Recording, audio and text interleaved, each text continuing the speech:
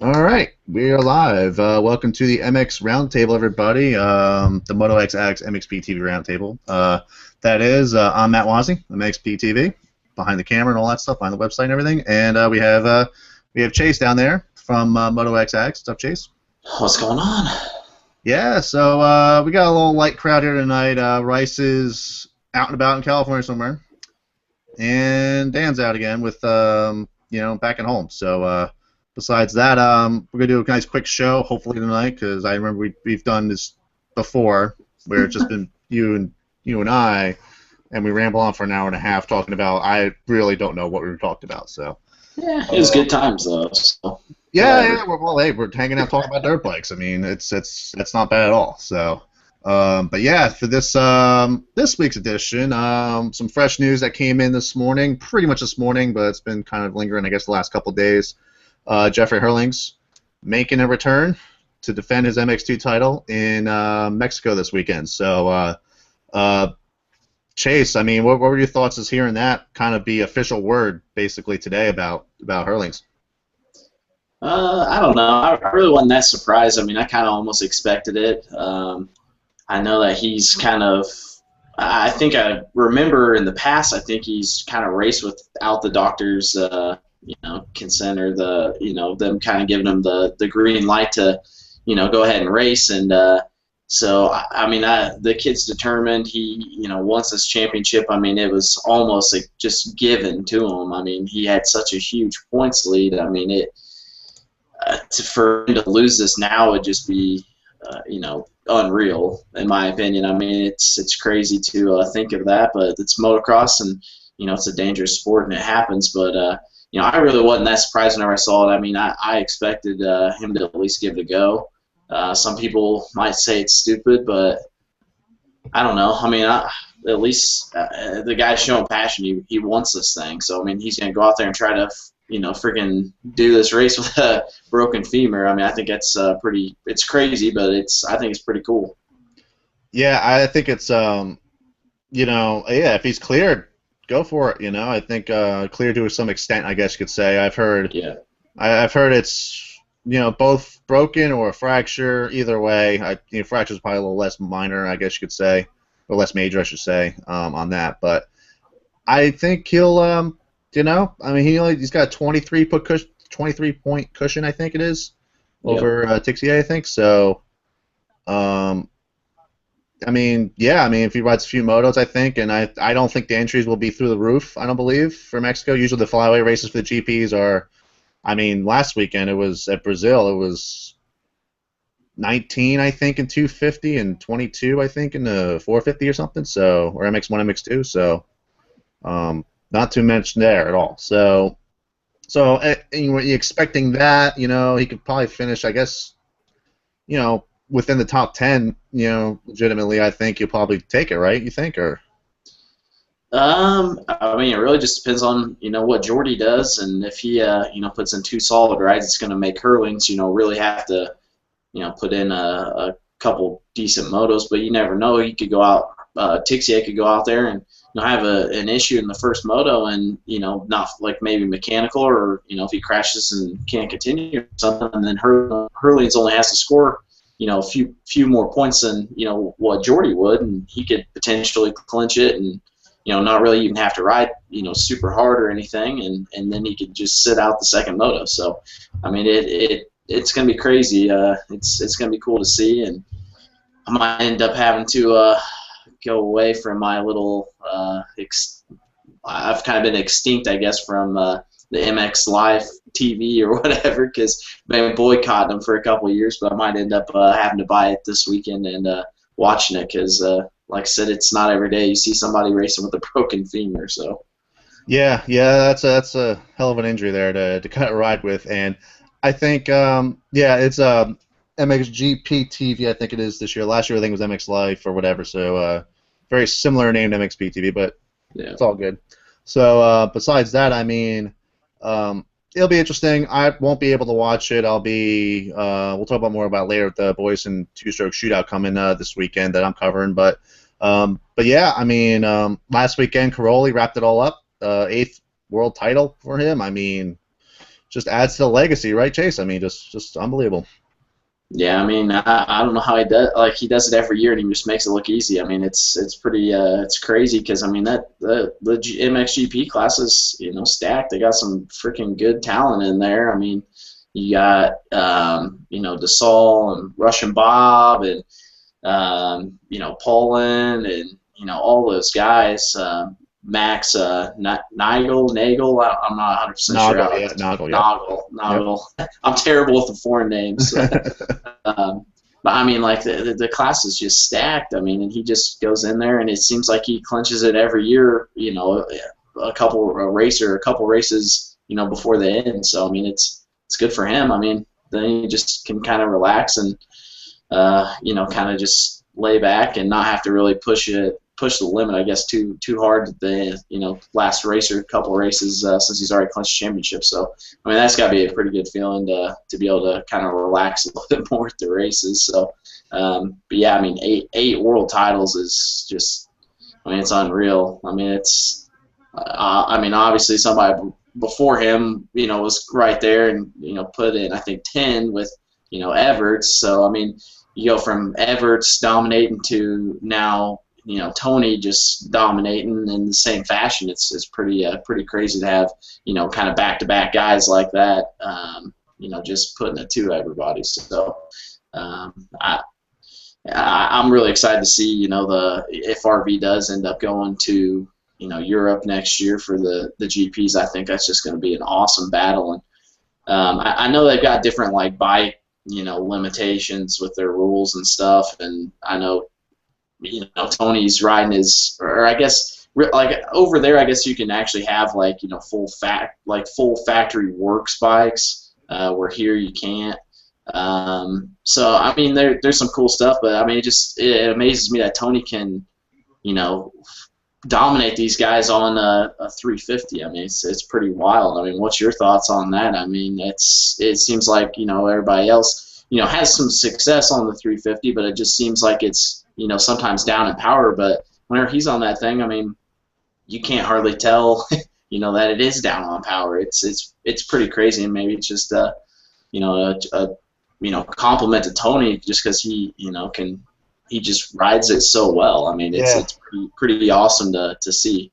Yeah, I think it's really impressive what he's done on that bike. I mean, obviously, it's always been rider over bike, usually. So, Yeah. But GPs seem to be more wide open type of tracks. Kind of, so it's get the hard pack tracks sometimes, and it seems to be faster at times. And well, I mean, look at like normal deep tracks like that, where probably a 450 might be a little bit better. It seems like sometimes. Yeah. And over 350 and still makes it work, and I think he's unbelievable what he's done. I mean, it's not unbelievable, but it is unbelievable, I guess. 8 titles for him. I mean, it's very impressive what he has done, and it seemed like I watched the race on TV. I think a couple days ago, I watched it on the DVR, and it just the relief after he finished and stuff, and with his father passed away earlier in the year and stuff, and then it just that it just seemed like all the emotion and all the relief just went all out of him. It was just like, oh, I just got it done, and it's probably it might have been like the hardest championship he's probably ever won. I mean, in a way, because I mean with all that stuff going on in his head, I'm sure it's definitely deep down it's amazing for him that he be able to pull it off through some of the struggles he's had around early especially too. So. He's got the GPs figured out, and I mean, again, props to the whole team and and Antonio for just unbelievable rides, just great solid rides, and being healthy for eight seasons won it. I mean, it's got to be to be healthy doing that, it's big. So, but yeah, I mean, in the MX2 class there, I saw U.S. rider are over there. We got Thomas Covington. Had some good motos. Kind of had a little issue with the sign. Almost ran into a sign pretty much during that moto. The first moto I think it was. So, but his starts were like top 5 starts. He was up there. So I mean, it was good seeing the 6'4" up there a little bit. So I was pumped on that. And another thing I saw too, Tim Geiser win the second MX2 moto. I mean, he's on the Honda Gribaldi team right now, but also he's also kind of been like the privateer, kind of low budget rider, kind of just just blitzing his way through through the other race teams and stuff and doing really well. So he pulled off his first MX2 moto win. That was big. I think he won overall earlier this year, I think too. So at least to get a win, I mean, it was big for him. So I think he was overall. I think it was like a 2-2 finish. I think it was. I may be wrong, but I think he was on the podium at least for a race this year. So Roman Febvre, I think, took the overall MX2. I think that's his first one. So yeah. I think some really good finishes. I mean, now with I think with Tixier didn't really have a too great of a weekend, I don't think, but I think I think it's Jeremy Seward. I think is another rider. I think in there, pretty much a rookie this year, I believe. He was third, fourth, fifth. Running really strong too, and some great rides. From riders that are kind of at the end of the season, kind of like the Nationals are kind of like have been too in the U.S. The later rounds you start seeing these names that have just been like the 15th and 20th, actually working in the top 10 or even top 5 even sometimes. So, as the season kind of drags on a little bit, so it's nice to see that. So, but yeah, as far as switching gears from the GPs, heading to the U.S. now, silly season is still somewhat sillier, but getting less sillier after, maybe a week or so. I mean, some of the obviously top names like RV, things like that, still not sure what they're doing yet, but we know for sure today we saw a post from Chad Reed on Instagram saying that seems like Josh Grant's got a ride with him. I mean, he's got a second rider. I mean, awesome for Josh. I mean, Chase, I mean, that's definitely a good thing for him. I mean, JGR for a bunch of years, and talk about it. I mean, that's great for Josh. Yeah, no, I'm stoked for Josh. He's always been really cool to me. Anytime I ever, need an interview or, or just hanging around or whatever, he's always, very friendly and, just shoot the shit with. I mean, really, to be honest, he's one of those guys that you just feel comfortable with, and it doesn't even seem like whenever you are interviewing them that, you're really interviewing them. It's just more like you guys just, talking back and forth and just kind of, like I said, shooting the shit with each other, and it's pretty cool. Those are always like some of my favorite interviews because it just seems so easy. But yeah, I mean, just really pumped for him. I think it's a great opportunity to be on another solid bike. Obviously, Chad is he's got a good bike there. I mean, hell, they won a couple Supercross races this year. Was on the podium multiple times, and they've also obviously got all the resources and stuff that they need for that entire team there. So I don't think Josh is going to be down on power or suspension or anything like that. So a couple years ago he was on the Cowie with the Ward team, and he rode pretty good for them whenever he was kind of coming, I think, back from an injury, but I know he podiumed at New Orleans Supercross in 2012, I think it was, on it, and putting in some pretty good outdoor rides for him too. So going from I think Cowie to Yamaha and then now back to Cowie, he's somewhat familiar. I'm sure the bike's changed quite a bit, but it's something that he has been on in the past. So I don't think it would probably take too long for him to kind of adjust back to that, and it should be good. So we'll see if he can come out swinging a little bit better, I guess, in Supercross, and hopefully stay healthy. I mean, that's really just been his biggest downfall is just injuries, and that's kind of held him back. So I'd love to see him make it through healthy and put a healthy Supercross in, and then come into the outdoors healthy, and it could be Josh's best year yet. So I don't know. That's kind of my thoughts on it. Kind of rambled a little bit, but what's your thoughts? Other than that, I mean, with Josh, it's great. I mean that he's he's found a spot where he can be at. I mean, obviously his finish at Glen Helen kind of made him, and his finish there, and even finishes throughout the outdoor season, weren't like he was just falling off pace and it's all going downhill for Josh, things like that. No, I mean he kind of relived his career again. He's kind of upgraded his career even more, it seems like now, and he's kind of more of a hot property there. So I know Chad saw that and how hard Josh works and made it work. So awesome for Josh. Also another green rider we saw, kind of riding this week a little bit. We got Will Hahn. Looks like he'll be on the Monster Cowie team. It looks like, at least he's riding some green bikes. We've seen sections and photos. Actually, we'll have a photo gallery up tomorrow morning of from Paris, the Matt Rice shot on MXPTV. We got shots of Will on the Cowie, Jesse Nelson on the new number. I forgot what number it is, but TLD KTM, and also Sean Cantrell, who's the new amateur addition to the TLD KTM team as well, and some new riders that are on new bikes. It was great, and it's good. It's good to see that. At least they're testing it out now, and obviously they're all getting ready for Monster Cup, most of them pretty much, and I think it's great to see those riders there, definitely. So that's gotta be cool, Chase, right? Yeah, I mean it's always, I love silly season because you never know what's going to happen, and it kind of gives you something to talk about and keep you excited in the off season because, like I said, there are some races with donations and Monster Cup and stuff, and there's some overseas races and everything like Bercy and all that, but for the most part, I mean it's kind of, I don't know, I get bored sometimes. So, I mean, last year, or I think it was last year, there really wasn't too much excitement going on with people, swapping teams or anything. So, it really wasn't, much of a shock with, anything that was happening. But this year, it's like, there's tons of people that swapping teams, and it's cool to see. And she said, Will potentially being the second rider at Monster Cowie, I think so. I think it's a good fit. I mean, obviously Will's coming off a pretty serious injury, but he's a great Supercross rider. Obviously, he's a former champ, and him and Davey get along well. I know that they've got the same trainer right now, Ryan Fedoro. I don't know. Terrible at how to pronounce some of these crazy names. It's Roger Federer, so yeah.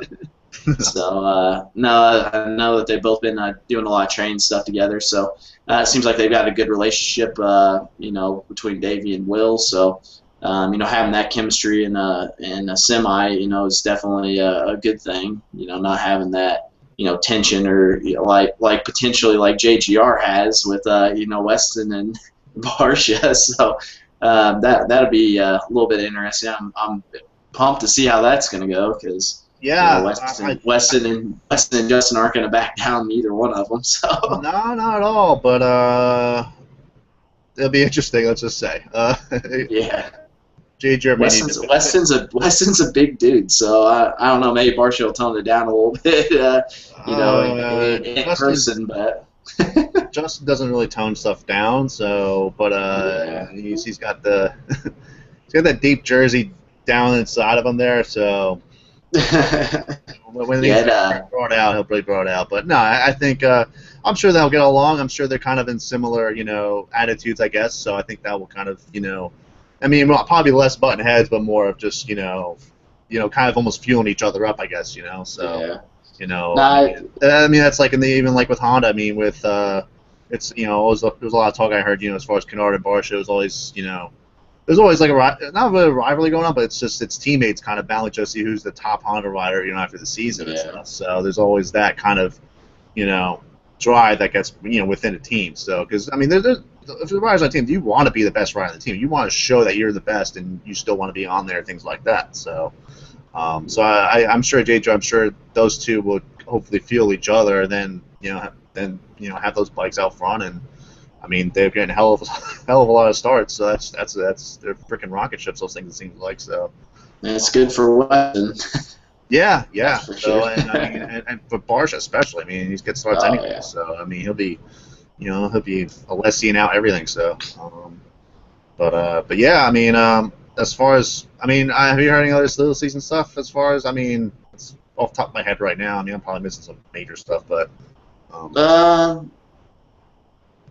I don't know. I mean, like, obviously now there's rumors of, Baggett going 450 with Yosh Suzuki. I don't know if we talked about that, but, it's sounding like they're trying to have a backup plan if James ends up, not racing, Supercross next year. So, it'd be kind of, I'm excited to, finally see Blake up on the 450. He's a little guy, but, he's obviously in really good shape. So I mean, he can definitely handle the 450. He'll be okay. But just seeing, he's gonna almost be like a little Zach Bell and just with his size and stuff and all that power, he could be the new whatever. Who was it? I was calling him the pocket rocket. Was that Langston or was Oh that? yeah, yeah, yep, yep.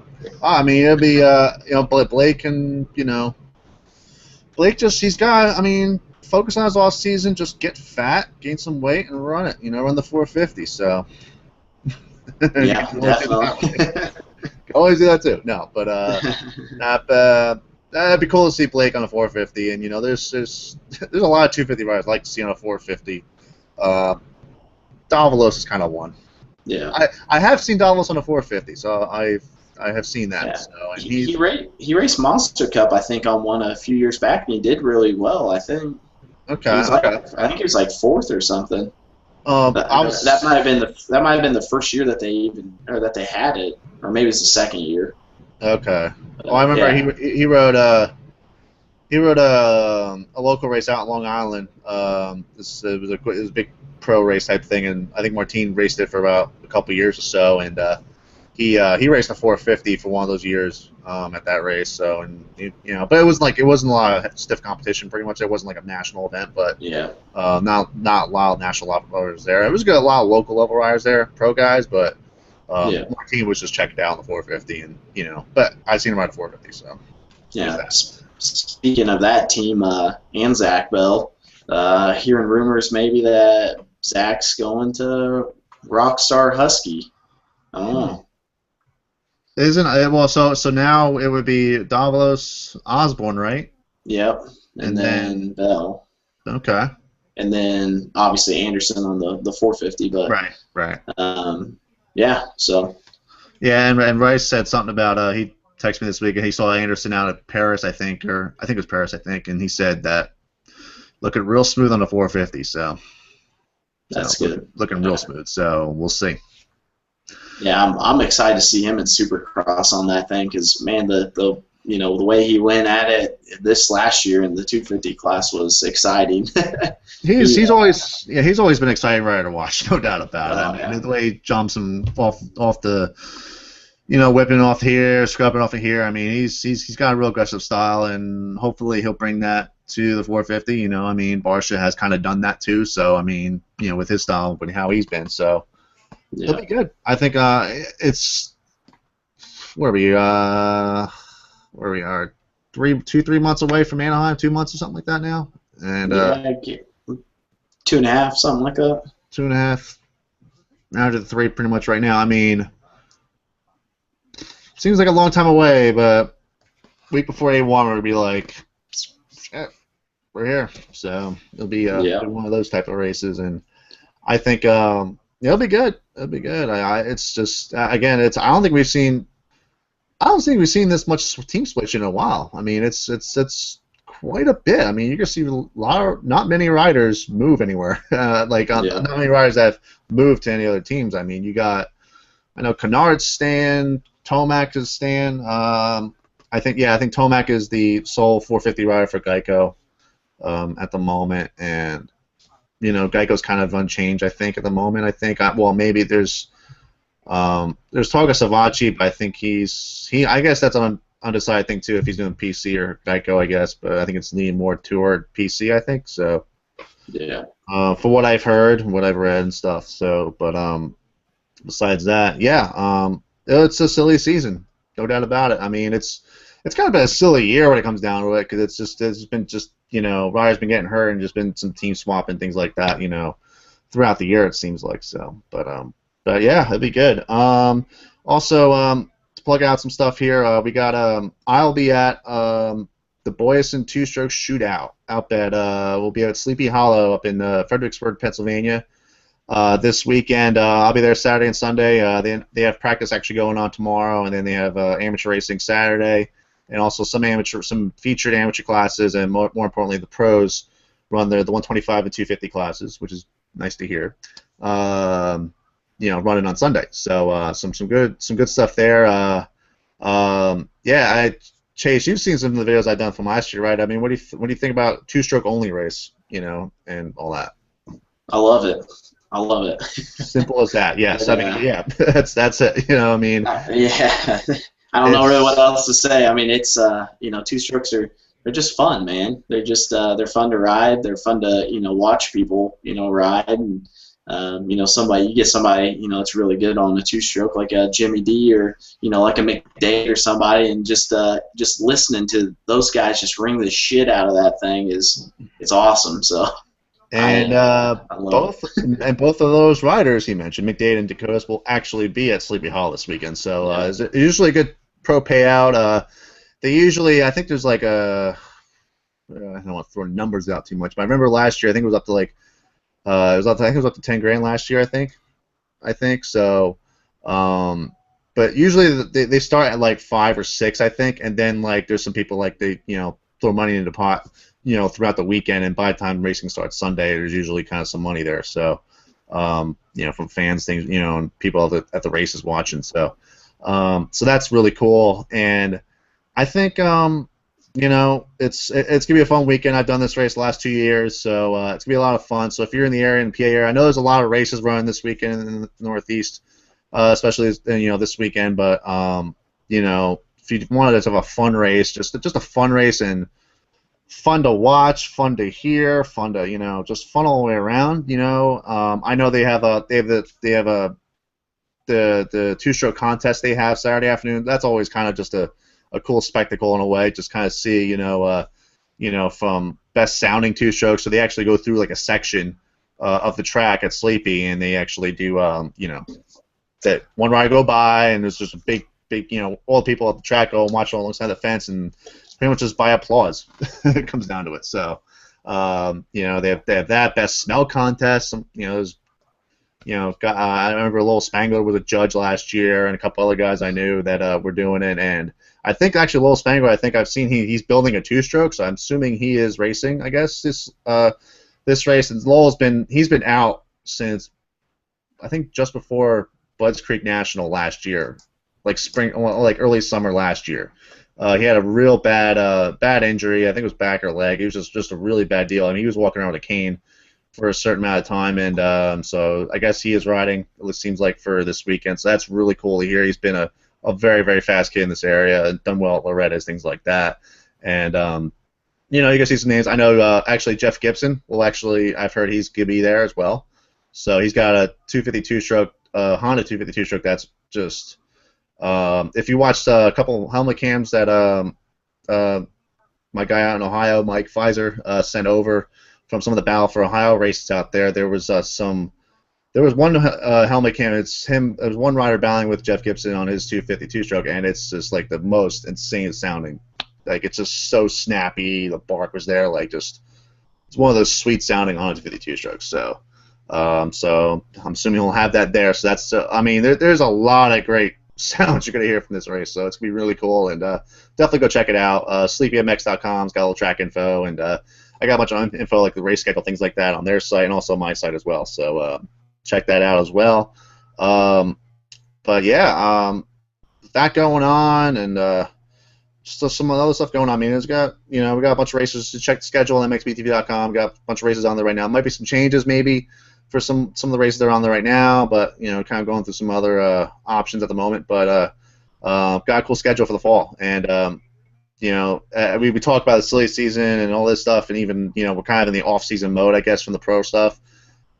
To me, there's no off-season. It's just a continuation throughout the 2014 year. So in the Northeast area, especially in the East Coast, there's a lot of good racing going on, and obviously, Chase was talking about, you got your Burst Supercross, your European Supercross races. They're always big. Monster Cup, obviously, Motocross Nations is kind of the next big race coming up in a few weeks, and there's a lot of those races coming up, so it's going to be, it's going to be a very action-packed fall. And then obviously when, December hits, it kind of drops down a little bit, and then A1 hits, and that's just 2015. That's it. So now it'll be the year. So Yep. it'll be pretty impressive. So, but yeah, shoot, I don't know. Do we have any questions at all? I didn't really check the social stuff really. I know we're doing like a very quick show tonight, so I know that there's another race that we were going to talk about, the Red Bull Straight Rhythm race. Yes. Yeah. Yes, and I heard a certain racer will be racing it. Right, Chase? That is correct, and I hear he's going to be on a Service 500 two-stroke racing as Yeah, well. it's yellow. Hmm. The digits might be a 1, and maybe a couple nines in there somewhere. Yep. Yeah, it should be pretty cool to see. So um, I can't Okay. remember. God, where was it? Put it this way. Whose house does Pastrana and them do like their two-stroke week at? I know it's down in Florida. Was it at RV's? I think they did it at RV's property this year, and I'm pretty sure that he was on a 500 two-stroke at some point there, and they showed or he posted up a video, or somebody posted up a video of him going through the whoops, and it was just insane. Oh yeah, yeah, Like yeah, he yeah. was flying. I was very impressed with it. Besides, that it was too short a video. Yeah, exactly. I wanted So, to but see a lot more. yeah, yeah. The word going around. Not word going around. Pretty much, it was a USA Today article, kind of put the word out there. Pretty much, Travis Pastrana racing the Red Bull Straight Rhythm. That is, what's the date on that? I think that's like an early October race. I think. Yeah, I think it's just a week maybe before Monster Cup. I think. I think it's the first weekend of October. So it's actually I think it's 2 weeks before Monster Cup. Okay. So yeah, because I remember I'm actually going to Calisthenic Race Champions that weekend. So when I saw the same date, I was like, same weekend. I was like, I really want to go see how that goes. Yeah. But yeah, Cool concept. I mean. it's a cool concept. Put it this way, it's either going to be, I think, really, really, really, really, really awesome, really good, and there's a series builds up, and it's who knows how big it can go, or it's just going to be just like, really, this is it. So Yeah. we'll see. I mean, but Yeah. I mean, yeah, the core fans are probably gonna like just because it's completely different, type of racing, and it's still, dirt bikes on track, on the track and stuff. It's just one long, just screw corners, so everything's straight. So, Yeah. I really like to see that. I really can't wait to see that actually. So it'll be good, and all that. So yeah, Pastrana racing the straight rhythm, Red Bull straight rhythm that is. So pretty cool. Yeah. Shoot. Yeah, we got someone said F the 4 strokes. Yeah, 2 strokes. Yeah. That's how I really are, man. People like to if you like your 2-stroke, man, you are like, shoot. I was getting married with it because that's what I feel like. That's what it is out there. The attention of the 2-stroke. It's. I mean, Yeah. hell, they got their own race. I know. Actually, I think out in Dan's area up there in Washougal, I think they're running a 2-stroke race out there this weekend. I think so. Out there, so that's there's more of them popping up around. So it's really cool to see that, I guess. And hey, for me on the video side, I remember last year's shootout race I did Sleepy. It was I don't think I did any music videos. I probably did like one music video I think out of it. Everything else was just straight uncut raw video. That was it. I was like, Yeah. the reason why it's you love to hear the bike. So Yeah. technically that race is actually I do a lot of videos out of that race, but it's easy. It's just like boom, Yeah. boom, boom, boom, boom, pop them out. And that's about it. I So mean, if you put any type of music behind it, I mean, you're definitely going to get people bitching about it. yeah, So it's just you might as well just do it all raw. yeah, exactly. Yeah, I mean, I'll do like I think I did last year. Did helmet cams in every A moto. I think I'll probably do the same thing this year. It's gonna be tough for me because I actually I actually I do work for Boyson. I do the social media, basically the social media strategist. So I do a lot of that stuff, and so I'll be doing a lot of social media for them at the race, and I'm also doing a lot of stuff for obviously MXP TV and mostly for the track and stuff. So got a lot going on there with that. So it'll be a busy weekend for me. Usually Rice is at the races, where with me, should take care of the photo side of things, but he's Cali for the next 2 weeks, I think. So I'll pull double duty. No big deal. I've done it before. Yeah. So. Um, Nothing new. Nothing new now. I mean, that's how I got started. Just Right. there's been sometimes where I just have a photo camera around my neck and then a video camera in my hand, just I'm like switching around, and then I saw, and then as I was starting to do it, like a streak of them, like for like two or three races in a row, I just wasn't like, I was like, this is ridiculous right now. I need someone else shoot photos for me, and Bryce has been doing the job there. So, but yeah, um, pretty cool, pretty cool. Yeah, just checking out the social media deal here. We got some questions or anything? Not too much. Just been kind of a quick night here. We're gonna have. I think we're about half hour or something like that in. Yeah, not too bad. Good. It's like I told you. Now, if we're at an hour, just leave. So. Yeah, because probably nobody would be watching if we were an hour. So. Yeah. Well, like you said, McDade was actually supposed to come on. Yes. It ended up at the last minute. Apparently, he had to go pick up a two-stroke for the race. So don't blame him there. So that's yes. Yeah. I talked to Mike this weekend. He was definitely wants to get on the show. Definitely looks like next week he'll definitely be on, barring anything else happening or something. But he was really looking forward to getting on tonight. Talk about two-stroke race, talk about what he's doing, running across wise, things like that. So, also, about Keegan as well, things like that. So, I know Dan almost had Chris Aldridge for tonight as well. But again, plans was kind of didn't make that happen. So, but we'll get guests on here. We've had it before. It's just we ask the right people at the wrong times, and it's just. That's how we get. That's how it goes. So, but and that's how the cookie crumbles. Cookies. Nah, I can't eat cookies. I've been doing my spin workouts. I can't be eating cookies. Yeah, I probably shouldn't, but I probably will. They are good though. I'll give it that. They are good. I know. I worked at a bakery or my family owned a bakery for years, and we know a thing or two about cookies, definitely. So. Yep.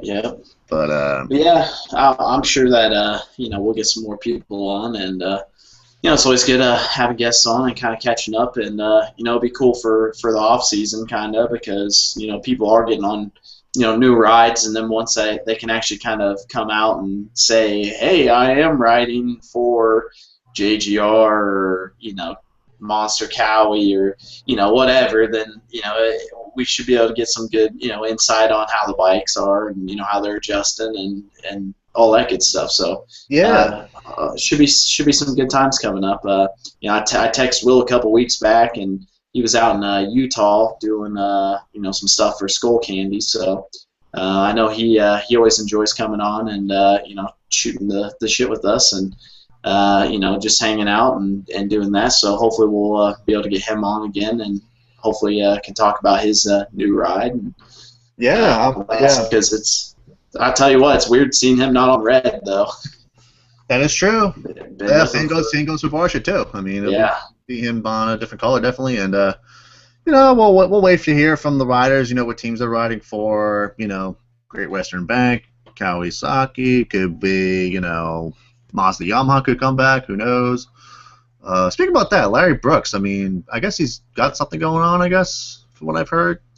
I don't know. I've heard rumor that something's maybe going on again, but my guess would probably be with Yamaha again because whenever he was trying to make his comeback with what I think first started with Blake Wharton last year, and then ended up turning out to going with Paul Telly after Wharton went to Geico, and then Paul Telly broke his femur, and then that whole kind of deal kind of fell through. So, but I mean, they were on Yamahas there, and we're getting some backing from the factory, and I would imagine that if he comes back again, that it'll be on Yamaha, I would think. So, you can't really blame him now, either, because the bikes seem to be really good. So it'd be a great chance for him to get in there and have some good bikes to work with.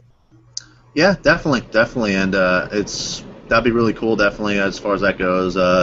Also, Mike Alessi will be on Moto Concepts next year, and I think it's next year or the year after. I'm not sure how long the deal is with them. So, mentioned pretty much all the Pro Series are going on in the world. Let's just say so about being involved. But mentioned a little bit of a GP partnership possibly. So, Um, Basically, he's on for next year. Moto Concepts. I think he's already working on Supercross stuff right now. Getting ready for Monster Cup, I assume. And yeah, I think I know they're looking for a couple more riders to join the team as well. So interesting deal. We'll see what Mike's up to there. Also, kind of just to point out too here a little bit. We posted this on MXP TV as well. There's a Hookit sent us over a kind of an August social media stat. If you're like kind of a statistical nerd type of person, I tend to be like that sometimes. Not too number crazy, but they sent us a whole like pretty much graphic that shows how riders did social media wise in for the month of August, and it's a pretty cool look back as far as the top riders in the sport and where they rank as far as social media engagement, things like that. And I deal with social media every day. As pretty much everybody does too, as well. I assume because everyone's got their phones out, things like that. So phones now could be watches now and all this stuff. So I mean, there's a lot of that, and we haven't posted MXP TV to Hookit. Basically, look at the Hookit logo on the phone page, and it's a cool breakdown as far as seeing what riders are doing really well, or ranked really well on social media. Seeing who's using what platform more, things like that, what photos have done well. So something to check out there. It's a pretty cool stat thing. If you're a stat guy, it's a stat guy or gal. It's a cool thing to check out. So, but yeah, I think that will do it. I think we got. I mean, for a mid-September show, not too bad. Yeah, not too bad. We kept this one pretty short, so.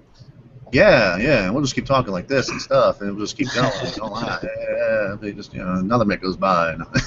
It's all good. I mean, yeah, for future shows, yeah, we actually we're gonna make some. We're gonna make little adjustments each show. We're gonna try to get make sure you guys know that whatever questions you have, comments you have during the show, feel free to kind of just let us know and stuff. I mean, we had one guy saying, F the four-stroke, so that's fine. We'll say it. As long as within reason, we'll say it. We're not scared. We're not scared. No. We ain't scared at all. So I think, yeah, it'll be, feel free to participate in the show. We'll try to get you, get you guys out there, I mean, and all that, get you guys involved with this. It's a really cool platform we have here so far. I mean, and I think we're going to be starting an own. Everything's been done through here at MXP TV's, the YouTube channel here as well. But we're probably going to be doing a separate channel where we'll actually be doing a lot more shows because it's kind of the shows have kind of relied on me to be there and do the show and everything and get everything going. So we're going to have a way to where anybody can really get a show going Thursday nights and watch some bench race and things like that. So. I know I'll be gone for a week in Italy in October, so poor me, I know. And gonna go, I won't be there that week, so I'll figure out a way to get a show in and all that. So I tend to be the video guy in this whole juncture, so it's great. So, but yeah, again, feel free to participate in the shows, things like that. You got any questions, even for next week's show? Put the hashtag MX Roundtable up on Twitter, and we'll try to follow that hashtag a little bit, see what questions come in, things like that. And yeah, feel free to get your voice heard and stuff, and we'll try to answer as best you can. We're very, very, very involved with motocross, as you can see, so we can definitely help you out as far as any questions, things like that, or even stuff we may have heard, because we do hear quite a bit. I mean, I heard a lot today, so we do hear a lot, so maybe we can thin out some questions and bring some straight answers to you. So, but yeah, thanks for watching, everybody. Thanks for watching the MotoXX MXPT Roundtable for this week. Chase, got anything to say before we check out? I think that's it. I don't want to, ruin our short show, so I'm just gonna end it at thanks for listening and I guess watching too. I guess since it's video, but hopefully, in the future we'll have some cool guests on and maybe change the show up a little bit. And if anybody has any suggestions or anything, I mean, we're always open for suggestions, or even if you want us to try to maybe get, some specific riders on, we might be able to do that as well. So just let us know. We're down for anything. Well, we'll even figure out some contests and stuff. We'll try. We'll make Yeah. it fun. I mean, we'll be good at it and all that. So I'm not dragging us on anymore. Okay. I got I got to do video work. So thanks for watching, guys. I'll see you next week, Thursday nights, 9 p.m. Eastern. So make sure you get that time stapled in your forehead. Not literally, but figuratively. See you later.